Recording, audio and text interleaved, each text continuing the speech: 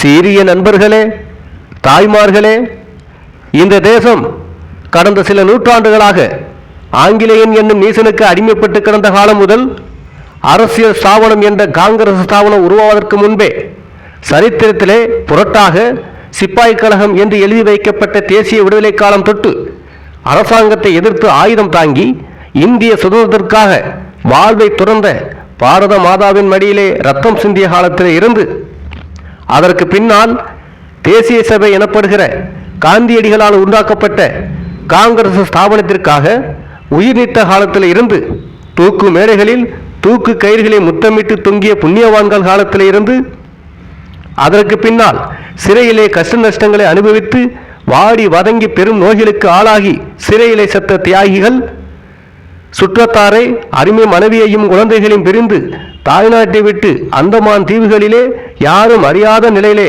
கடும் நோய்களுக்கு ஆளாகி உயிர்நீத்த உத்தம தியாகிகளின் பாத தூசிகளில் அடியன் வணக்கம் உரித்தாகுக. அதற்கு பின்னால் தேசம் சுதந்திரம் அடைந்த பிறகு சிறையிலே இருந்து வெளியே வந்து காங்கிரஸ் கட்சியோடு சேர்ந்து தன்னை பணக்காரர்களின் கையில் சிக்க வைத்துக் கொள்ளாமல் பணம் சம்பாதிக்க தெரியாதவன், பிழைக்க தெரியாதவன் என்று பலராலும் இகழப்படும் நிலையிலேயே நீதிக்காக வாடி வதங்கும் நேர்மை உள்ளம் படைத்த தொண்டர்களின் பாத தூசிகளுக்கும் என் வணக்கம். இப்போது உங்கள் முன் நிற்கும் நான் குறித்த காலத்திலே வர முடியாமல் போயிற்று. கூட்டத்துக்கு போட்டிருந்த காலம் 4 மணி. ஆனால் 8 மணிக்கு உங்கள் முன்பு நிற்கிறேன். நேரம் கடந்து வர வேண்டிய காரணம் வேறு ஒன்றுமில்லை. நான் ஒரு இடத்தில் சுற்றுப்பிரயாணம் செய்கிறவன் அல்ல. கடந்த 1 மாதமாக ஒழுங்காக சாப்பிட்டு தூங்கியதும் கிடையாது. கடந்த 1.5 மாதமாக தமிழ் மாநாகம் பூராவும் சுற்றுப்பிரயாணம் செய்து கொண்டிருக்கிறேன். கடந்த இரவு தஞ்சாவூரிலே இரவு 12 மணிக்கு பேசிக் கொண்டிருந்தேன். சென்னையில் இருந்து காஞ்சிபுரம், விழுப்புரம், தஞ்சாவூர் வந்து அங்கே கடந்த இரவு 12 மணி வரை பேசிவிட்டு அதற்கு மேலே இரவு ஆகாரத்தை முடித்துக்கொண்டு கார் தயாராக இல்லை. மிகவும் பாடுபட்டு ஒரு காரை ஏற்பாடு பண்ணி கொண்டு கிளம்பி வருகிற வழியிலே திருச்சிராப்பள்ளிக்கு மணப்பாறைக்கும் இடையே கார் கெட்டுவிட்டது. அதனால் ரோட்டிலே தூங்க வேண்டிய நிலைமை ஏற்பட்டது. இப்படி அங்கே உறங்கிவிட்டு பிறகு தாமதமாக மதுரை வந்து சேர்ந்தேன். அங்கு நிலவரத்தை பார்த்துவிட்டு வெளியேறிய காலத்திலே பல நண்பர்கள் காத்து கொண்டு இருந்தார்கள். அங்கிருந்து புறப்பட்டு வருகின்ற வழியிலேயே ஆர்வமுள்ள தோழர்கள் ஆங்காங்கே வரவேற்பு கொடுப்பதாக சொல்லி காலதாமதம் செய்தார்கள். அதை தட்ட முடியாமல் வருகிற 1-2 இடங்களிலே பொது கூட்டங்களில் பேசிவிட்டு 4 மணி நேரம் தாமதமாக வந்து உங்கள் முன்பு இருக்கிறேன். அடியேன் இன்று பகல் உணவு சாப்பிடும்போது நேரம் மாலை 4 மணி. இப்படி நான் நாள் முழுவதும் தமிழ் மாகாணம் பூராவும் சுற்றுப்பிரயாணம் செய்து கொண்டிருப்பதால் குறித்த காலத்திலே வர முடியாமல் உங்களை இவ்வளவு நேரம் காக்கும்படி செய்ததற்கு என்னை மன்னிக்கும்படி உங்களை கேட்டுக்கொள்கிறேன்.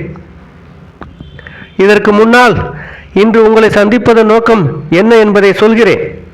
வருகிற மார்ச் மாதம் துவக்கத்திலே இந்த பிராந்தியத்திலே ஒரு தேர்தல் நடைபெற இருக்கிறது.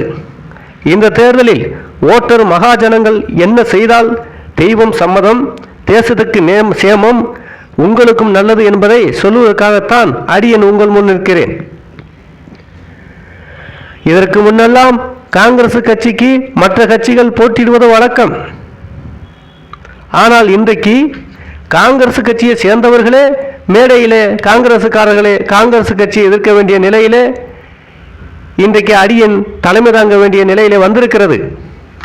காரணம் என்ன என்பதை தமிழ்நாட்டில் உள்ள மக்கள் தெரிந்து கொள்ள வேண்டியது அவசியமாகும்.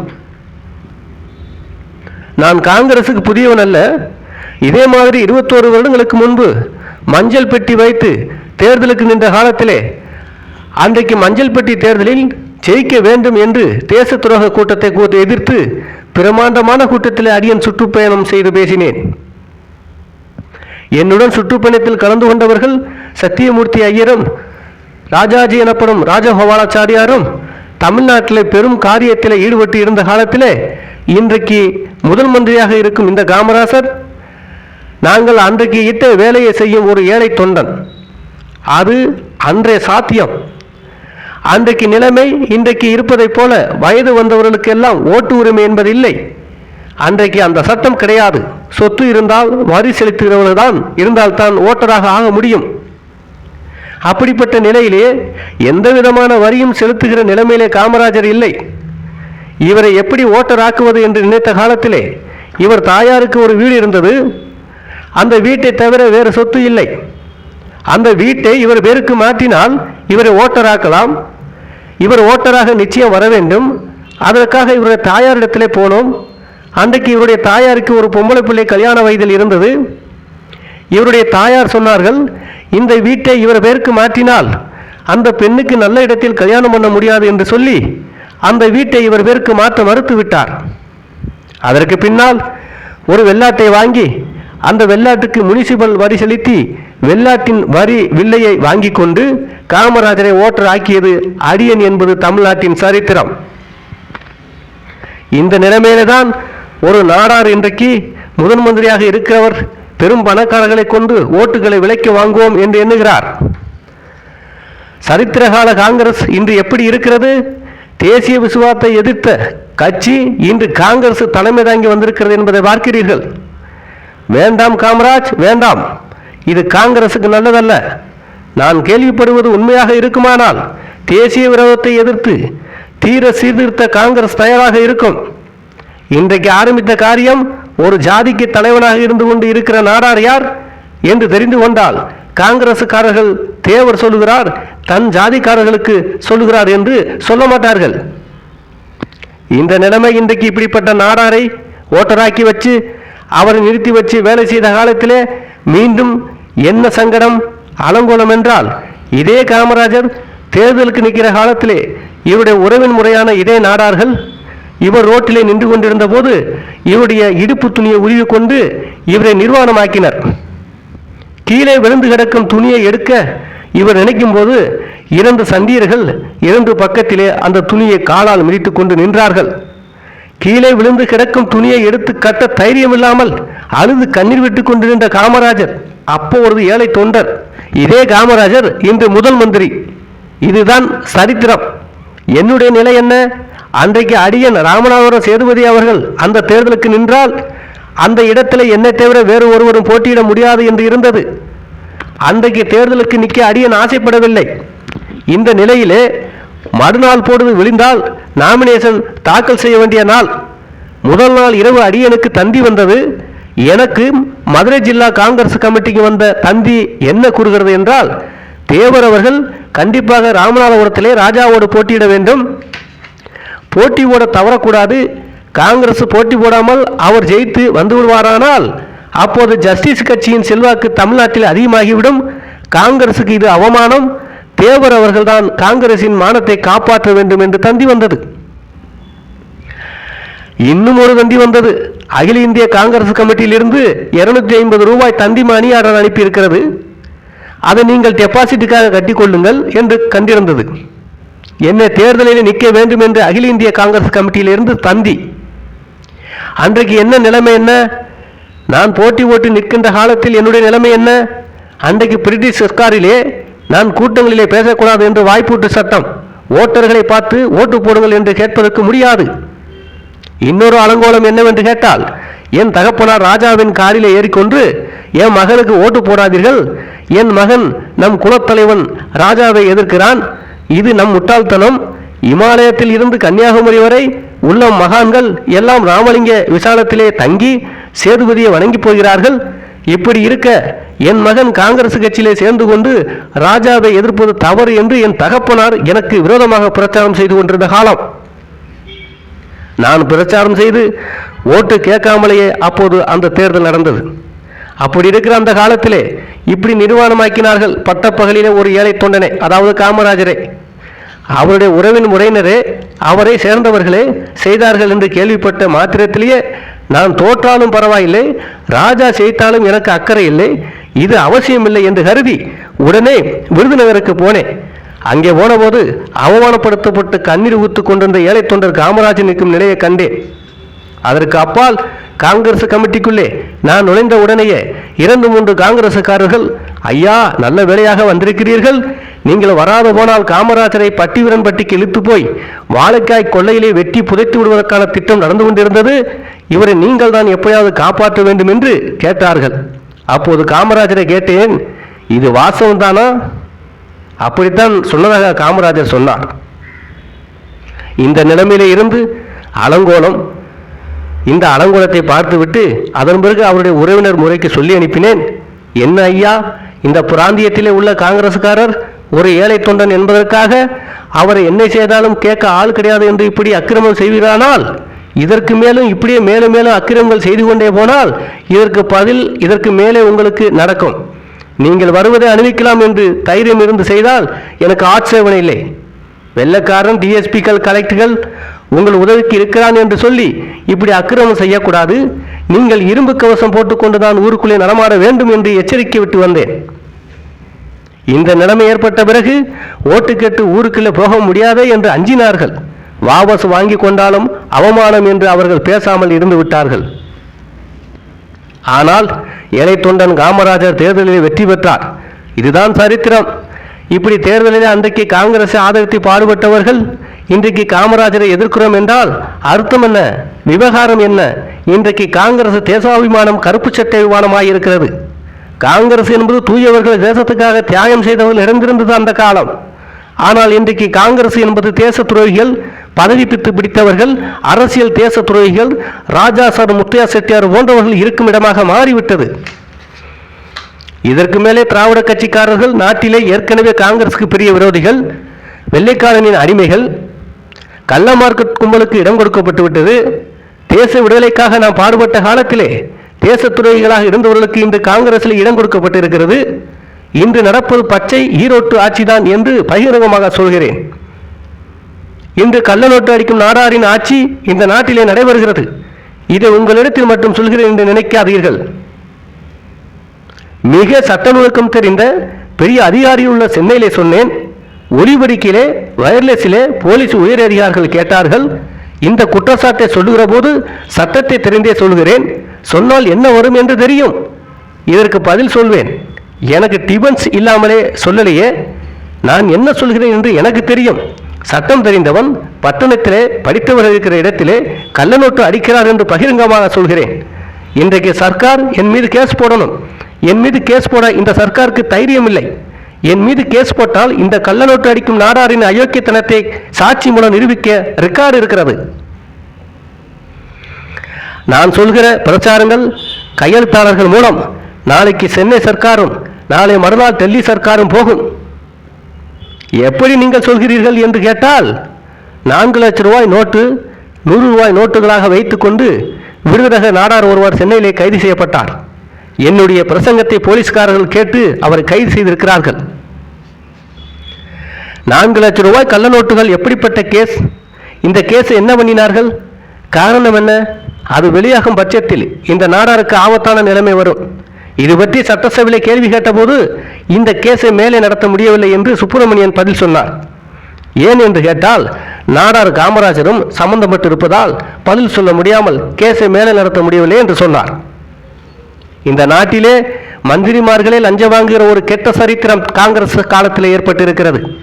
மிக கேவலமான நிலைமை. ஒரு மாகாண முதல் மந்திரி கள்ள நோட்டு அடிக்கிற அவலட்சணம் இன்று இந்த நாட்டிற்கு ஏற்பட்டு இருக்கிறது. சுதந்திர போராட்ட காலத்திலே காங்கிரஸ்காரன் என்று சொன்னால் ஒரு மரியாதை இருந்தது. கதர் சட்டைக்கு ஒரு மதிப்பு இருந்தது. இப்போ கதர் சட்டை போட்டுக்கொண்டு பணத்தை சேர்க்கிற தவிர வேறு ஒன்றும் சொல்ல முடியாது. வெள்ளைக்காரன் இந்த நாட்டை ஆண்ட காலத்திலே அதிகாரி வீட்டுக்கு தேடி போய் அதிகாரியின் சொந்த காரியத்திலே கொடுப்பது என்பது லஞ்சம். இப்போ அப்படி இல்லையே. கொடுக்கிறவனுக்கு வெக்கமில்லை, வாங்குறவனுக்கு வெக்கமில்லை. பகிரங்கமாக கொடுப்பது, வாங்குவது என்ற நிலைமை வளர்ந்திருக்கிறது. இன்றைக்கு இப்படி மானங்கட்டவர்கள் ஆட்சியில் இருக்கிறார்கள். என் பிராந்தியத்திலே அப்படி இருக்கிறது. இந்த பிராந்தியத்திலே எப்படியோ இப்போ நான் இங்கே தேர்தல் பிரச்சாரத்துக்காக வந்திருக்கிறேன். இந்த பக்கத்திலே லஞ்சம் இல்லை என்றால் உண்மையை சொல்லலாம். கூட்டத்தில் ஒரு கும்பல் அதிகமாக இருக்கிறது. இந்த நிலைமையில் எங்கே பார்த்தாலும் லஞ்சம், எங்கு பார்த்தாலும் பஞ்சம் என்று சொல்லும்படியான நிலைமை இருக்கிறது. மிக கேவலமான தன்மை இந்த நாட்டில் இருக்கிறது. ஆகையால் தான் கள்ள மார்க்கெட் காங்கிரஸ்காரர்களை எதிர்த்து இந்த தேச துரோகிகளை பதவியிலிருந்து விரட்ட வேண்டும். மிதவாதிகளும் சீர்திருத்தவாதிகளும் தங்களுக்குள் சண்டையிட்டுக் கொண்டதன் விளைவாக சந்தர்ப்பவசத்தால் உள்ளே புகுந்த இந்த வகுப்பு துரோகிகள் இன்று பதவிக்கு வந்து விட்டார்கள். அதனாலே தான் BA, LD, MA படித்தவர்கள் ஆண்ட நாட்டிலே LD பதவிக்கு வந்து விட்டார்கள். இந்த அளவுக்கு மானங்கட்டு வந்திருக்கிறது. இப்படி மானங்கட்டி இருக்கிற காரணத்தினாலேயே இந்த நாட்டிலே காரியங்கள் மிக தாழ்ந்த நிலைமைக்கு வந்திருக்கிறது. மந்திரிகளே லஞ்சம் வாங்குகிற நிலைமையில் நாடு கேவலமான நிலைமையை அடைந்து இருக்கிறது. மந்திரி பிளாங்க் செக் வாங்குகிற அளவுக்கு ஒரு நாடு வந்திருக்கிறது. இதுதான் ரகசியம். இப்படி நாடார் ஆட்சி ஒருங்கினமாக நடைபெறுகிறது. தேசியவாதிகளை போட்டால் நாடாருக்கு உதவியாக இருக்க மாட்டார்கள் என்று அசல் தேச துறைகளாக பார்த்து பெரும் பணக்காரர்களாக பார்த்து டிக்கெட் கொடுத்த காரணம் இதுதான். இவர் என்ன செய்வார்? இப்படி எல்லா இடங்களையும் செய்ய முடியவில்லையே. ராமநாதபுரம் ராஜா சேதுபதி இடத்திலே போனால் உங்களுக்கு பல லட்சக்கணக்கான ரூபாய்களை காங்கிரஸ் கட்சியிலிருந்து தருகிறோம், நீங்கள் முதுகுளத்துறை தேவரை எதிர்த்து போட்டியிடுங்கள் என்றார். நீங்கள் தேவரை தோற்கடித்தால் உங்களுக்கு முதல் மந்திரி பதவி தருகிறோம் என்றார். வெளிநாட்டிலிருந்து சென்னைக்கு வந்தவர்களுக்கு முனிசிபல் கவுன்சிலர்கள் வரவேற்பு கொடுத்தார்கள். அந்த வரவேற்பில் காமராஜரும் கலந்து கொண்டார். யார் இந்த நாட்டு முதல் மந்திரி என்பதை தெரிந்து கொள்வதற்காக வெளிநாட்டுக்காரர்கள் சுற்றி சுற்றி பார்த்தார்கள். அறிவாலோ பேசும் திறத்தாலோ அல்லது நடைமுறை பாவனையாலோ பார்த்து தெரிந்து கொள்ள முடியவில்லை. உடனே ஒரு வெள்ளைக்காரன் சென்னையின் முதல் மந்திரி யார் என்று கேட்டார். இந்த நாடார் சும்மா இருந்தால் செக்ரட்டரி சொல்லியிருப்பான், அல்லது தமிழில் பேசியிருந்தால் தேச அவமானம் என்று நினைத்திருப்பான். தன் அறிவை காட்ட தெரியாத ஒருவர் இந்த நாட்டு முதல் மந்திரியாக இருக்கிற இந்த அலங்கோலத்தினால் நாடு அவலட்சணமாக கேவல நிலை அடைந்திருக்கிறது. தமிழ்நாடு தலைவலிய வேண்டிய நிலை ஏற்பட்டிருக்கிறது. தமிழ்நாடு அன்று அவமானப்பட்டது. இப்படிப்பட்ட நிலைமைகளை உத்தேசித்து முதல் மந்திரியாக யாரையாவது போட்டுவிட்டு தான் காங்கிரஸ் தலைமை பதவிக்கு வைத்துக் கொள்ள திட்டமிட்டார். இந்த எண்ணத்தோடு ராஜாவிடத்திலே போனார். நீங்கள் ஜெயித்தால் முதல் மந்திரியாக முடியும், ஆனால் அவரை நான் ஜெயித்தால் தானே முதல் மந்திரியாக வர முடியும் என்றார் ராஜா. அப்படி உங்களுக்கு சந்தேகமாக இருந்தால் முதுகுளத்தூர், ராமநாதபுரம் 2 இடங்களிலுமே போட்டி ஓடுங்கள், ஏதாவது ஒன்றில் ஜெயித்து விடலாம் என்றார் காமராஜர். அதற்கு ராஜா சொன்னார், நான் அவருடைய ஊரிலே வந்து வீண் சண்டைக்கு வருகிறேன் என்று அவரும் ராமநாதபுரத்தில் போட்டியிட்டால் என்ன செய்வது என்றாராம். இது சாத்தியமில்லை என்று தெரிந்திருந்தான் முத்தியா செட்டியாரிடம் ஓடியது. இதுதான் இன்றைய சரித்திரம். இப்படி சட்டவிரோதமான ஒரு நபர் 2 இடத்தில் நிற்கும்படி சிபாரிசு செய்கிறேன் என்று எப்படி இவர் சொல்ல முடியும்? தலைமைப்பிடம் இவரை கேட்காமல் இவர் செய்வதெல்லாம் சரி என்று இருந்திருந்தானால் இப்படி சட்டவிரோதமான காரியங்களை துணிந்து செய்கிறார். பீகாரிலே ஒன்றும் தெரியாத பள்ளிக்கூட சிறுவர்கள் தேசிய கொடியை காலில் ஓட்டு மிதித்தார்கள் என்ற காரணத்துக்காக அப்போது போலீஸ் அவர்களை சுட்டது. இப்படி போலீஸ் சுட்டது சரியே என்று நேரு அவர்கள் சொன்னார்கள். ரொம்ப சந்தோஷம். தேச அபிமானத்தால் தான் இப்படி சொல்கிறார்கள் என்று புரிந்து கொள்ள முடிந்தது. தென்னிந்தியாவிலே ஒரு கிழவர் ஒன்றும் தெரியாத சிறுவன் இல்லை. தேசிய இயக்கத்திலே பங்கெடுத்து கொண்டு தேசிய கொடியை கொளுத்தினார். ஆனால் அதற்கு எந்த விதமான செய்தியும் காணோம். அவருடைய பிறந்த தின விழாவிற்கு அவருடைய வீட்டுக்கு இந்த மாகாண முதல் மந்திரி சென்று பாராட்டு பேசி அவருடைய கையை முத்தமிட்டு விருந்து சாப்பிட்டு இருக்கிறார். சரி, அவர் செய்யவில்லை, செய்யாவிட்டாலும் பரவாயில்லை. இந்த தேச துரோகியை, இந்த நாடாரை ஏன் என்று பாரத அரசாங்கம் கேட்கவில்லை. இந்த தேச துரோகிக்கு நாடார் மந்திரி சபையிலே ஒரு மந்திரி பதவி கொடுப்பதற்கு ஏற்பாடு நடக்கிறது. இன்றைக்கு காங்கிரசார் காந்தியடிகளை காட்டி ஓட்டு கேட்கிறார்கள். மானமுள்ள அரசியல்வாதியாக இருந்தால் காந்தி படத்தை காட்டி ஓட்டு கேட்கக்கூடாது. கருப்பு சட்டைக்காரன் ராமாயண நாடகம் நடத்த பந்தோபஸ்து கொடுக்கிறது இந்த அரசாங்கம். ராமன் குடிகாரன், சீதை விபச்சாரி என்று நாடகம் நடக்கிறது. காந்தியடிகள் சொன்னது ராமராஜ்யம், இங்கே ஈரோட்டு ராமனாட்சி. இதற்கு போலீஸ் பந்தோபஸ்து. இன்றைக்கு இந்த அலங்கோல ஆட்சியை நடத்தும் நாடார் ராஜா தன் இஷ்டத்துக்கு இணங்காததால் முத்தியா செட்டியாரிடம் ஓடினார். அவருக்கு ஒரு பதவி தருவதாக வாக்குறுதி கொடுத்துவிட்டு அவரிடமிருந்து பல லட்சம் ரூபாய்களை வாங்கி கொண்டார். முத்தியா செட்டியாருக்கு மந்திரி பதவி, அவர் தம்பி ராமநாதன் செட்டியாருக்கு MP, சிதம்பரநாதன் செட்டியாருக்கு MLC, இப்படியாக பதவியை பங்கு ஓட்டு கொடுக்கப்பட்டது. இப்படி கேவலம் லஞ்சம் வாங்கி பிழைக்க வேண்டிய நிலைமைக்கு இன்று காங்கிரஸ் வந்திருக்கிறது. காமராஜர் வந்திருக்கிறார். அன்றைக்கு வெள்ளைக்காரன் பணம் கொடுத்து வாங்கினான் என்று சொன்னால் காங்கிரஸ்காரன். இன்றைக்கு என்ன நிலைமை? இன்றைக்கு இது போன்ற அலங்கோல நிலைமை தான் நாட்டில் நடைபெறுகிறது. காங்கிரஸை அழிப்பதற்கு கருப்பு சட்டைக்காரன் எவனவன் தேச துறைகளாக பாடுபடுகிறார்களோ அவர்களுக்கு காங்கிரஸிலே இடம். நாடார் ஆட்சியிலே லஞ்சம், கள்ளநோட்டுக்காரர்களுக்கு முதல் மந்திரி உதவி, இதை பற்றி நான் சென்னையில் சொல்லி இருக்கிறேன். இந்த நாட்டிலே கள்ளநோட்டு இருப்பதற்கு காமராஜ் நாடாரும் சம்பந்தப்பட்டிருக்கிறார். இதை பற்றி பூரா விவரங்களும் சீக்கிரம் வெளியிடப்படும். நீங்கள் சீர்திருத்த காங்கிரசுக்கு ஓட்டு போட்டு அனுப்பினால் கள்ளநோட்டு வைத்திருந்த வியாபாரி சென்னையில் கைது செய்யப்பட்டு அவர் மீது கேஸ் வாபஸ் வாங்கப்பட்டது குறித்து சட்டசபையில் கேள்வி எழுப்பப்படும். அப்போது முதல் மந்திரி நாடாருக்கும் கள்ள ஓட்டு அச்சிடுவோருக்கும் உள்ள சம்பந்தமும் அந்த ரகசியமும் வெளியே வரும். அப்படி வருமானால் இந்த நாடார் சிறைச்சாலைக்கு செல்வது நிச்சயம். இந்த கள்ள மார்க்கெட்காரர்களின் தலைமை பதவி ஒழிய நீங்கள் சீர்திருத்த காங்கிரசுக்கு ஓட்டு போட வேண்டும் என்று கேட்டுக்கொள்கிறேன்.